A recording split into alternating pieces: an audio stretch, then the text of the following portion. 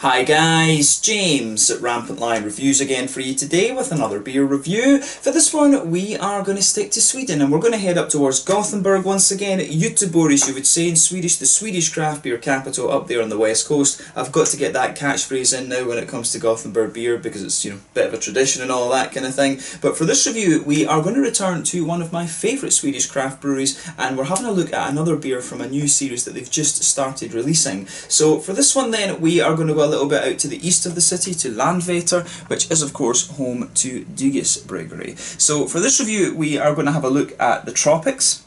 This one is a West Coast IPA coming in at 6.5% ABV, and this is the second one that we're trying from the Bite series. So this beer was released on the 1st of September 2020 as part of the local Småskalig assortment in Systembolaget along with the Woods, which these two were the first beers to be released from the new Bite series of West Coast IPAs by Bryggei, and I'm hoping that this series turns out to be really interesting. The Woods, when I tried that, I felt that that had just been kind of stored a little bit too long. It felt like it was just kind of getting onto the edge of when it was in its kind of prime condition actually. But the other thing to remember with that was when it's called the Woods, you would maybe expect it to be a lot more kind of dank and spicy and things like that. So on reflection I think that is one of the other things we would need to remember about that beer. But going by the name of this one, the Tropics, I'm thinking that this one probably will be a lot more kind of fruity and bright and oily and things like that. So I've got very I've got quite high expectations for this one, I have to say, and I'm very curious to see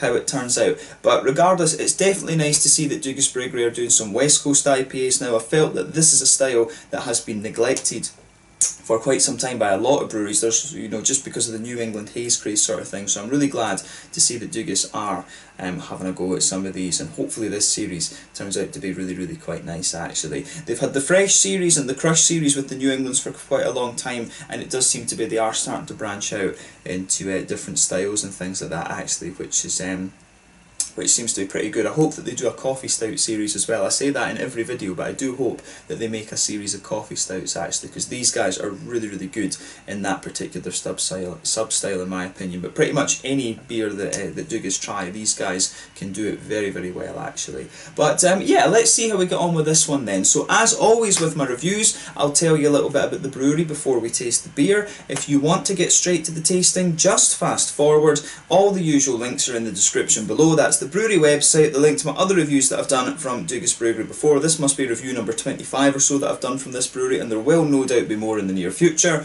There's all the usual social media down there. If you want to see more reviews, do please consider subscribing to the channel. The whole channel of course has a geography based tagging system, so you can go into the homepage and search for beer based on country, city, state, county, province, prefecture, whatever it is you're interested in. Do check out the playlists of beers from different countries. There is one there for all the Swedish beers that I've reviewed for you. That's constantly being added to, and as always please do get in touch and let me know some of the other beers and breweries that you guys would like to see me review. It's always great to hear from you guys that are watching the videos, and the support that you show the channel is hugely appreciated. So anyway, to tell you a little bit about Bryggeri then, on to my brewery notes. So as I've mentioned to you already, Bryggeri are based in Landvetter on the outskirts of Gothenburg in Sweden, very close to Gothenburg Airport. But the brewery was established back in 2005 in Mölndal to the south of the city by Mikael Engström Bryggei, who of course it is named after. So a few years prior to this though, Mikael had actually met an Englishman who was selling second-hand breweries, and this really got him thinking about brewing his own beer. So he studied the rather complex Swedish alcohol laws, he visited various other breweries around the country, and he started buying up equipment to put together his own brewery, and this culminated with the opening of the first facility in Mölndal back in 2005. Over the following years he continued to experiment with different styles, expand the brewery a little bit and just build more of a customer base, but by 2009 they had basically outgrown this facility that they had, and so they moved up to Landvetter the following year in 2010. The older brewery had a capacity of around 1500 hectolitres of beer per year, but the new brewery they had started off with a capacity of 8000 hectolitres per year, and this has been more than doubled in recent years. Over the years the breweries have become really well known for fruit and sour beers. The Tropic Thunder is a really kind of classic Swedish sour beer, I guess you could say, and they were also very well known for their big imperial stouts. in the early days as well, actually. But they're known, these guys are known for trying lots and lots of different styles, and you know, whatever these guys try, it does tend to turn out very nicely, actually. I still need to try a lager from Dugas Bryggeri, come to think of it, so I need to look at Systembolaget after the video and see what these guys have in terms of lagers, actually. But yeah, it was mainly fruit beers and sour beers, along with imperial stouts in the early days. They also invested in their barrel aging program quite recently, which is quite interesting. When you get a barrel aged beer from these guys, it is pretty good, actually, I have to say. But these guys have more recently been looking at IPAs and stuff like that. Like I said earlier, there's the Fresh series and the Crush series, which are New England IPAs, and now there is the Bite series, which is their West Coast IPA series. They also are one of the owners of the Brewers Beer Bars in Gothenburg as well, along with All In Brewing, who are one of the Gothenburg Gypsy breweries, and Mikael's daughter actually runs the Electric Nurse Brewing Company as well, along with her husband, and I'm not sure if they are part owners in the Brewers Beer Bars as well, but you know, you will find basically, and when you go to Brewers Beer Bar, the original one is Tredje Långgatan. You will find a lot of Electric Nurse, a lot of Dugas, and a lot of All In brewing beers, actually. So yeah, I would recommend that you go there. I filmed an out and about video at the Tredje Långgatan one when I was up in Gothenburg last time, which was pretty cool. So yeah, highly recommend that you go and check out one of the Brewers Beer Bars. Gothenburg has an awesome craft beer scene these days. There's lots of very, very good breweries up there. So yeah, I would definitely recommend that you go and have a look at Gothenburg. I want to get up there again and film a few more interviews and stuff with the various different breweries. So fingers crossed that is something that we can make happen at some point. Probably some point over early 2021. We'll see about getting another trip up to Gothenburg. I'd love to go up there, as I say, and film some interviews with the different breweries and things. So yeah, that's all I can really tell you about Dugas Bryggeri for the moment. A very, very prolific brewery.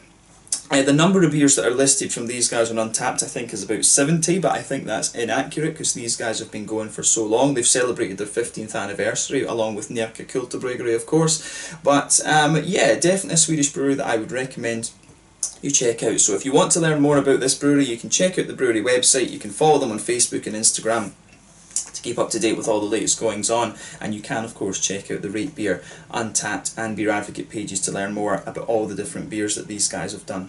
So yeah, let's get on and have a taste of this beer then. I'm really, really curious to see how this one turns out. So yeah, as you can see, the artwork on this one is quite similar to what you'd normally expect from Dugas. They've got quite simple, quite graphic artwork, which I think is really quite nice. It's a plain gold bottle cap on this one, by the way. But it says on the side here, this is the Tropics. Welcome to the Tropics, a Bite Series West Coast style IPA with an aroma and taste experience of swaying palm trees, plush fruit orchards and warm winds, all accompanied by the slightest of perky tangs and hopped with Columbus, Mosaic and Citra hops for just that purpose, modern. So yeah, Columbus, as we know, is quite a nice big spicy bittering hop normally. It's got a lovely, very distinctive spice to it. Mosaic is quite tangerine and orangey, and Citra, as we know as well, is another one of these American hops where it's got lovely mango notes to it and a lot of little complexities. Sometimes you'll get gooseberry and lychee and stuff like that out of it, sometimes you'll get lemon and lime, sometimes you'll get a slightly stronger tropical fruity note as well. But yeah, 6.5% West Coast IPA, this one. Definitely cool, as I say, to see more West Coast IPAs coming out on the market.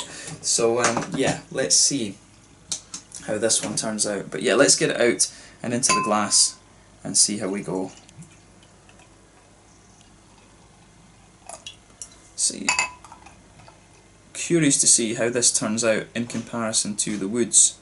Of course, I think this is going to be a really quite nice one. So yeah, as you can see with this beer, it's poured. It's got a good little bit of haze to it actually, but you would expect this of some of the West Coasters. As you can see with this beer, it's poured a lovely kind of light goldeny coloured amber. You've got a solid 2/3 finger of a frothy kind of cream coloured head, I would say. It's not perfect white. There's one or two big bubbles sticking towards the side of the glass, a few little ones going up towards the bottom of the head there. But I mean, overall this beer looks pretty nice. If I put my fingers behind the glass, you can see there is a degree of haze to this one, but it's definitely a West Coast level haze rather than a New England kind of haze actually. You do expect the West Coasters to have just a little bit of that that kind of hazy character to them, unless of course they are filtered. Some of the breweries over in California and stuff like that do filter their beers. But yeah, let's have a little look at the aroma of this one and see how we get on. There's nothing particularly surprising about this beer in terms of its appearance. So let's take a closer look at the aroma then. Oh, this smells really nice.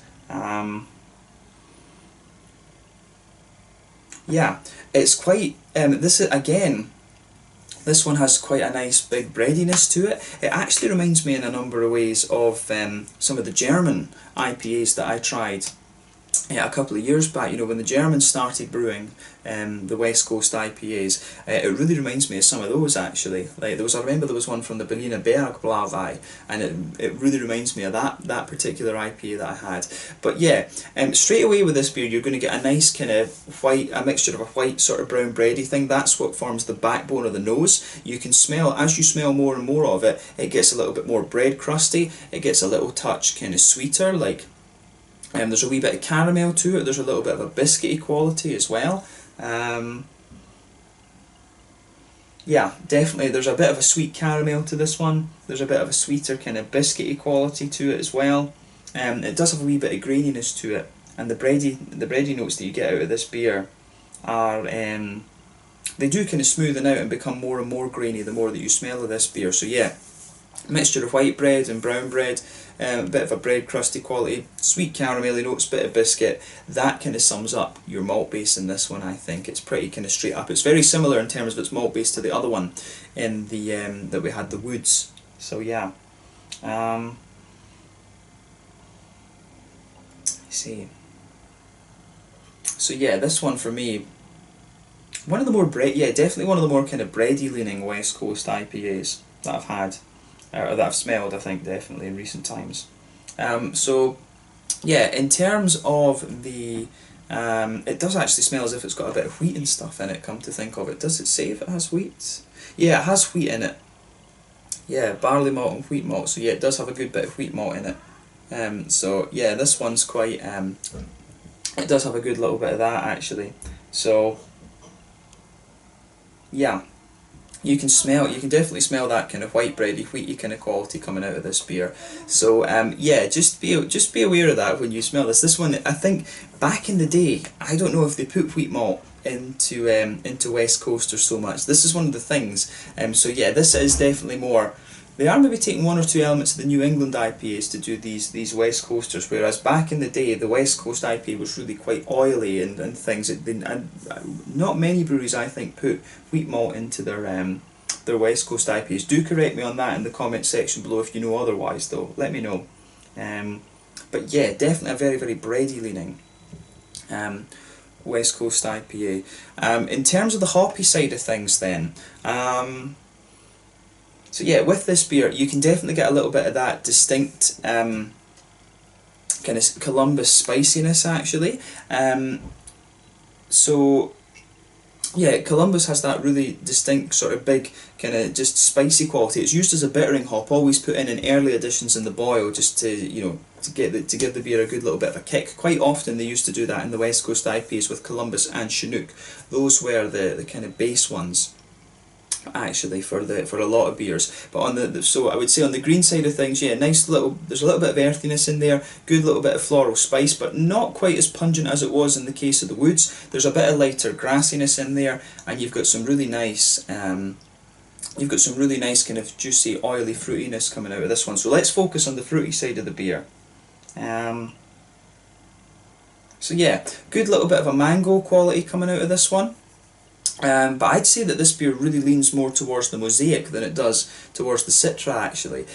So yeah, this one for me leans towards that kind of tangerine orangey sort of thing that you would expect of the Mosaic. Yeah, I think aroma wise definitely. Yeah, tangerine and orangey. You can get a little bit of that oily kind of mango-y note in it from the Mosaic, from the Citra, sorry, not the Mosaic. But you do get, there's one or two little kind of gooseberry-ish, limey notes which will be coming from the Citra as well. You can kind of get that underneath the Mosaic in this one, but definitely more of an oily mango or a kind of oily, orangey, oily tangerine kind of note out of the beer. But yeah, I like how that goes together. I like how the fruity side of the aroma comes out in this one. But as I said, overall, I would say that this beer is definitely more kind of bready and things than a West Coast IPA, than the old school kind of West Coast IPAs were. I remember them being a lot that the bread wasn't quite as prominent, if that makes sense. It didn't smell quite as thick, to be honest with you. That's one of the, that's my memories of the kind of old school West Coast IPAs. They had big oily malt bases to them, big oily, sweet, kind of caramelly type malt bases, sometimes a bit more kind of biscuity and stuff like that as well. So yeah, this one definitely smells in a way as if it's more of a kind of hybrid. It's taken a few elements of the New England ones and introducing that to the West Coast IPAs. So yeah, that's definitely a fair statement, I think, to make about this one. So take a little bit of time and enjoy the aroma of it. It is quite nice, actually. I do like the aroma of this one, especially the fruity side of it, but I'm a sucker for orangey leaning IPAs. So yeah, take a bit of time and enjoy that, but we're going to have a taste of this one now and just see how we get on. So yeah, this one is the Tropics, a 6.5% West Coast IPA from the Bite series from Dugas Bryggeri in Landvetter, just out to the east of Gothenburg. Let's get stuck into this one. Sláinte, skål.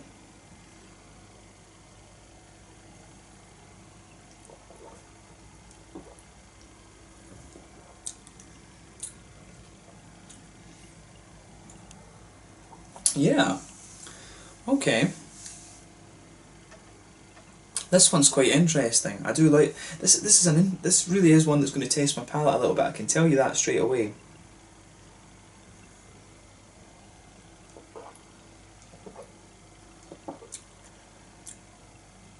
Yeah.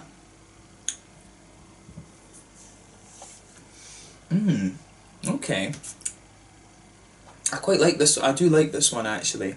What I would say though about it, it is quite different from. It has got the bitterness you'd expect to some of the old school West Coast IPAs, but I find that this one, it does have a little bit of that sort of modern, if we call it the modern take on the West Coast IPA. It's got a little bit of that kind of breadiness and kind of that sort of bready smoothness, if you like, that's been taken from the New Englands. And I don't know, maybe this is just it's maybe something, it might just be, the way that Dugas brew things. I've always found that their IPAs, they're quite, the IPAs that Dugas do are very, very drinkable, actually. They've always got quite wet mouth feels and things. So yeah, whenever you have a Dugas IPA, you will find, even if it's a big double IPA, they can be like really quite drinkable. Their mouth feels tend to be a little bit thinner than some of the other breweries, actually. But yeah, that's something that I'm noticing in the West Coast IPAs as well. Actually, these are definitely not the most oily of West Coast IPAs that you're going to come across. So yeah, this is an interesting one. I like this. I like the flavour profile that it has in a lot of ways, but it is quite different from the kind of classic West Coast IPAs, if that makes sense. It does have a little bit of the kind of New England kind of vibe. It's got a few of the New England elements put in it, I think.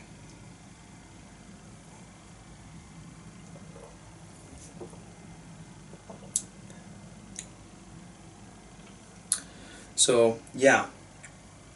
But it is interesting, this one. So let's kind of break this down then. Straight away, across the middle of the palate, you can feel that nice kind of smooth white bready quality there. You can feel that smoothness of the wheat. When you go towards the back third of your palate, you can just feel it thickening up a little bit. So you've got a good little bit of that kind of white bready, wheaty quality to this one. There is a wee touch of spice to it that comes out more the further you go into the aftertaste. But yeah, as you move further forward into that middle third of your tongue, you do get a bit more sweetness out of it. You can feel that just in that middle third of your tongue, it's a lot more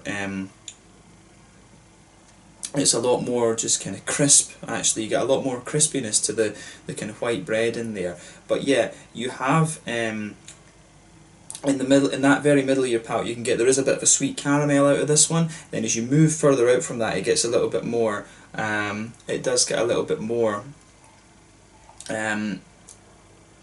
McVitie's digestive, like it kind of gets a little bit more like that, actually.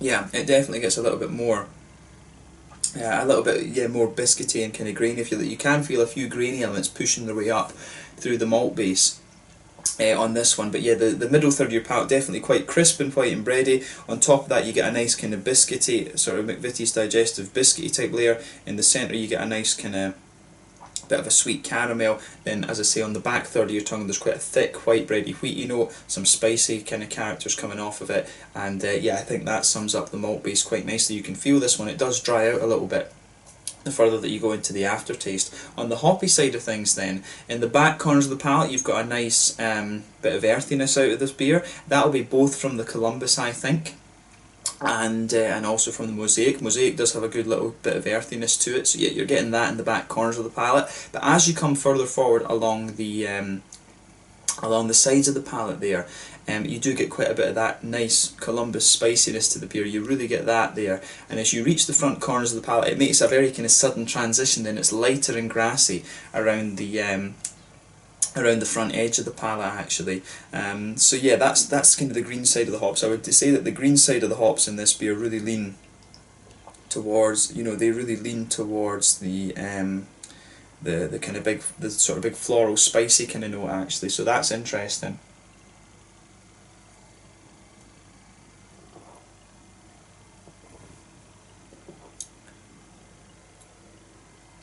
So yeah, I like how the green side of the hops in this one go together. Actually, it is quite nicely done. But yeah, the fruity side of this beer is really quite nice, actually. So yeah, on the front third of your tongue, as I always tell you, that's where you get that nice oily bubble, where those juicy fruity esters start to kind of roll out of the beer. And as I say, I think the fruity side and the green side of the hops in this one is something that they've got pretty solid, actually. So yeah. With this one, if you go towards the back of that front third of your tongue, you get a wee touch of a passion fruity note there. That'll be the Citra that's giving you that. You can feel just that slightly darker tropical fruit note at the back of it. But then as you move further forward, the beer gets a little bit more kind of mango-like. It does gradually get a little bit more mango-like, and then as you reach the front half of that front third of your tongue, it does get a bit more kind of oily. And it does get a bit more oily and tangerine for sure. It's got a nice kind of oily quality to it, like I said. It's got that big mosaic-y tangerine note. As you move right towards the front edge of the tongue, there's maybe one or two little slightly limey characters to it, a little bit of a gooseberry almost. Then on the kind of front edge of the tongue, it's got a little touch of a kind of sort of grassy, zesty sort of thing, which is quite interesting. I think that's the Citra that's giving you that. I've always found tangerine is quite straight up. The tangerine notes that you get from Mosaic are quite straight up, actually. So yeah, this one for me, it's really nice. The fruity blend is quite classic in this. I mean, Citra and Mosaic, it's a very, very classic and very well used blend of hops. But the Columbus, the sort of spiciness from the Columbus in this one at the back, on the sides of it, really gives you just that little bit of bitterness. So I think two of the elements in this beer for me are really, really damn solid, and that's the way that the hoppiness comes out in this one, and also the way the fruitiness kind of goes as well. The malt base, I think, for me, if I have a West Coast IPA, I want it to be a little bit more oily than bready, if you like. For me, the breadiness level that this beer has with the wheat malt, that feels like it's kind of a sort of New England element that is being brought into this beer, rather than being old school. And this is just the thing for me. Some people that got into craft beer a bit later than me probably would appreciate this a little bit more, I guess. Whereas, when I was drinking the West Coast IPAs, the malt bases were always they did have a bit of breadiness to them, but they did tend to be a lot more, they did tend to be a lot more kind of big and oily, if that makes sense. This is quite a smooth malt base, rather than having that big oily character that you would expect of the West Coast IPA. So that's definitely the thing here. And like I said, the Dugas IPAs for me have always they've been. They're not the thickest of IPAs. That is the other thing. So you do have to remember that when you have a Dugas IPA, the mouthfeels on the IPAs that they do are a little bit lighter. So that's one of the things as well. I can see the bread is kind of used in a way, I guess, the sort of wheaty notes that you get out of this beer are used in a way to kind of thicken it out. So I guess, but yeah, I think, as I say, the hoppiness in this is really good. The fruitiness is really nice. The kind of the sort of brown sugary sweetness you get out of this is very nice as well. But I think if I was doing this going forward, I would focus on that and just make these beers a bit more oily. Actually, with the West Coast IPAs, I think they have to be just a bit more oily than this one is. So we're on that kind of side of it now. So let's focus on the mouthfeel. I would say that this beer is kind of mid-bodied, but it actually I think it leans a bit more towards the kind of bottom end of mid-bodied, to be honest with you. Part of that will, I think, be due to the water. I've always found that the Dugges beers are quite clean. They really feel quite clean, which is interesting. But that's a general thing you kind of get with Scandinavian breweries the further north you go. Actually, their beers always feel very, very clean, but they've got full flavours. And this one certainly does have a full flavour profile. Certainly does have that. But yeah, I would describe this beer as being kind of right in the middle of mid-bodied, maybe leaning towards the lower end of mid-bodied. The carbonation's very smooth. It's got quite a wet mouthfeel overall. And like I said to you, the thing I would want from a West Coast IPA is just for it to be a bit more oily.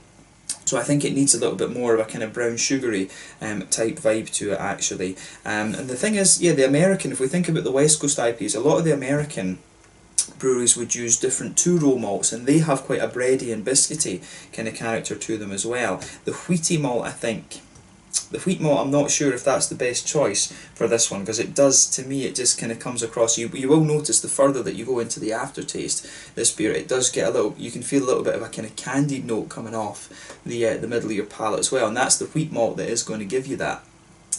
So yeah, I think this one for me, I'd love that they've got two of the elements in this beer really spot on for me, and that's the way that the hops come out and the fruitiness, and yeah, the way the kind of the green side of the hops, I'd say, would be one. The way the fruitiness comes out is really good as well, and also a bit of the brown sugar. And the way the brown sugar comes out in this one, I'd say it's three elements that's nice. I think that they just need to focus on that brown sugar a bit more and make the malt base that little bit more oily in my mind. So yeah. I would say that that's a good summary of this one. So the malt base for me, it does have a good smooth sort of wheaty breadiness to it. There is a good bit of that more oily brown sugar in there, but not quite as high as I think you would normally expect from the original West Coast IPAs. In terms of hoppy bitterness, I think we're talking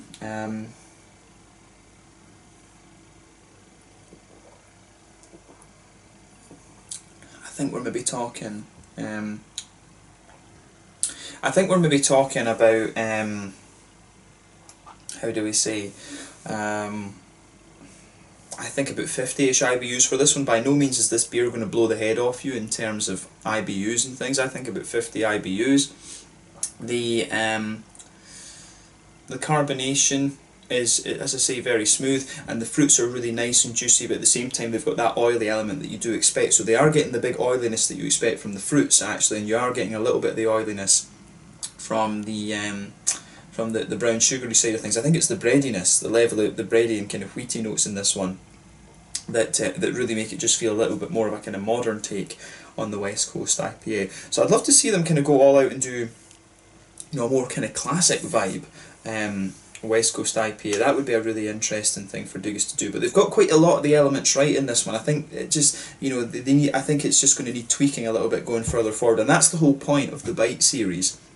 You know, it will be, as they do with the Fresh and the Crush, to try and, you know, perfect the sort of style, if you like. They're just experimenting and releasing different ones. So yeah, I think this is a nice beer. You will enjoy drinking this on tap. Don't get me wrong about this. I'm almost kind of nitpicking with this beer, but there's a lot of positives to take from this one in my mind. As I say, the fruitiness, the brown, the kind of brown sugary notes, and the way the green side of the hops come out is really nice. It's just, I think this one for me is just a little touch too sort of bready, if you like. But yeah, it's definitely cool to see Dugges doing some West Coast IPAs. I'm very, very curious to see how this series that they have evolves over the next little while, and yeah, I'm curious to see what these guys are releasing next month. Actually, you will see another review from Dugges from me this month. They have released a collaboration with North Brewing, which I think is in New England, I remember rightly. So you will see a New England IPA reviewed from these guys this month as well, along with North Brewing from Leeds, I think it is, in England. But yeah, let's leave it at that for this review. This one was the Tropics, a really nice oily kind of, really nice sort of lightly oily fruity West Coast IPA. This one a bit, yeah, as I say, a bit more bready leaning this, but I'm very, very curious to see how this bite series evolves from Dougas Bryggeri. I really like how this. I really like that they're doing these West Coast IPAs now. So yeah, let's leave it at that for this one. The Tropics, a 6.5% West Coast IPA from Dougas Bryggeri in Landvetter, just outside of Gothenburg in Sweden. So yeah, let me know your own thoughts on this beer in the comment section below. Let me know what your favourite beers are from Dougas Bryggeri. We will return to these guys fairly soon, but in the meantime, thank you for watching. Check out this brewery, and I will catch you guys very soon. Sláinte, skål, make sure you check out Dougas Bryggeri, and I look forward to more releases from the Bite series. This one, really nice juicy fruitiness, nice kind of slightly bigger bitterness, nice kind of brown sugars, just a little bit bready in my mind, but let's leave it at that. Sláinte, skål, cheers.